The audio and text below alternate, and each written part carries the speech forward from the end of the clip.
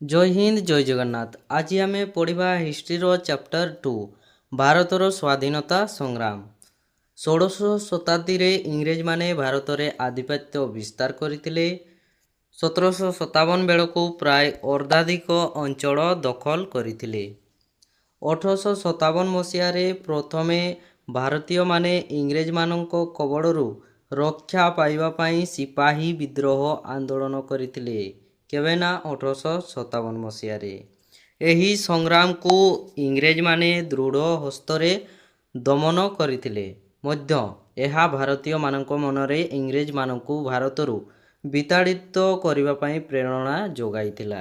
एहा परे परे 1885 मसीह केतेक स्वाधीनता संग्रामी इंग्रेज मानकु दृढ़ भावे विरोध न करी समर्थन आउ दाबी करी सेमानकर लक्ष्य पूरण करुथिले। सेथिपाई सेमानंकु कोण कहंती ना नरमपंथी नेता बोली कुहा जाए। एमानंको मध्यरे दादा भाई नारोजी, गोपाल कृष्ण गोखले, उमेश चंद्र बानार्जी अन्यतम। 1905 रु 1935 मसीहा मध्यरे भारत रे स्वाधीनता संग्राम को चरमपंथी समय बोली कुहा जाए। बाल गंगाधर तिलक, लाल लजपत राय आउ बिपिन चंद्र पाल आविर्भाव घटीला।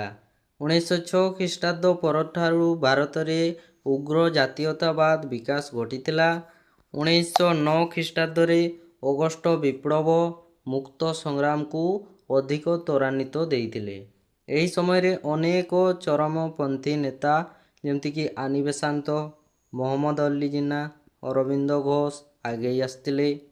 महात्मा गांधी देश रे असहयोग आंदोलन स्वराज पाई डाकरा देइथिले। 1930 ख्रीष्टाब्द रे आईन अमान्य आंदोलन आउ लवण आईन भंग करी गांधीजींकर दांडी यात्रा रे आरंभ होइतिला।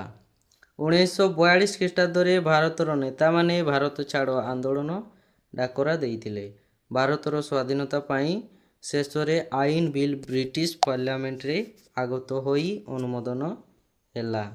1947 मसीहा अगस्ट मास 14 तारिख रे भारतर सार्वभौमत्व साब्यस्त पाई दिल्लीर संविधान प्रणयन सभा बसिथिला।